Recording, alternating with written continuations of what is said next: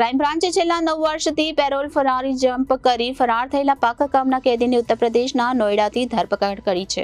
વર્ષ 1998માં કેદી વિરુદ્ધ મૈદરપુરા પોલીસ સ્ટેશનમાં અપહરણ, લૂંટ વિથ મર્ડરની ફરિયાદ નોંધવામાં આવી હતી, જ્યાં કેદીને વર્ષ 2004માં નામદાર કોર્ટ દ્વારા ગુનામાં આજીવન કેદની સજા સંભળાવી હતી. કેદી આરોપીએ વર્ષ 2015માં ગુજરાત હાઈકોર્ટમાં 14 દિવસના રજાની માંગણી કરી હતી, જે રજા નામદાર ગુજરાત હાઈકોર્ટે મંજૂર કરતા કેદી જેલ મુક્ત થઈ પરત 14 દિવસ બાદ હાજર ન થઈ ફરાર થઈ ગયો હતો.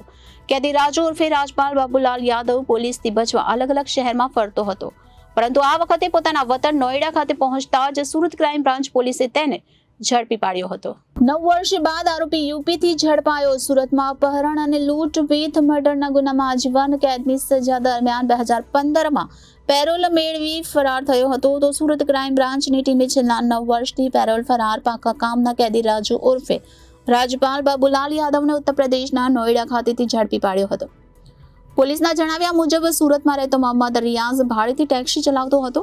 દરમિયાન 1 જૂન 1998ના રોજ સુરત રેલવે સ્ટેશનથી 2 પેસેન્જર રાજુ બાબુલાલ યાદવ અને અતુલ વિકાસચંદ્ર બાજપાઈને લઈને વડોદરા ખાતે જવા રવાના થયો હતો, પરંતુ બંને પેસેન્જરોએ ભરૂચ અને વડોદરા વચ્ચે પથ્થરથી મારી ફાયરિંગ કરી મોહમ્મદ રિયાઝની હત્યા કરીને લાશને ફેંકી દીધી હતી.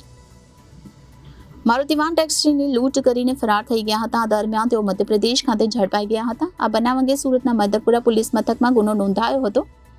વર્ષ 2004માં નામદાર સુરત કોર્ટે આરોપીઓને આજીવન કેદ અને 5000 રૂપિયાના દંડની સજા કરી હતી. પાકા કામના કેદી રાજુ ઉર્ફે રાજપાલ બાબુલાલ યાદવ સુરતની લાજપોર જેલમાં કેદ હતો. દરમિયાન ગુજરાત હાઈકોર્ટમાંથી 14 દિવસના પેરોલ રજા પર છૂટવા માટે અરજી કરી હતી, જે નામદાર ગુજરાત હાઈકોર્ટે મંજૂર કરતા કેદીને જેલ મુક્ત કરાયો હતો. 14 એપ્રિલ 2015ના રોજ પરત જેલમાં હાજર થવાનું હતું, પરંતુ કેદી હાજર ન થઈ જતા ફરાર થઈ ગયો હતો. કેદી રાજુ ઉર્ફે રાજપાલ બાબુલાલ યાદવ ઉત્તર પ્રદેશના અલગ અલગ શહેરોમાં છુપાતો રહેતો હતો અને છૂટક મજૂરી કામ કરતો હતો.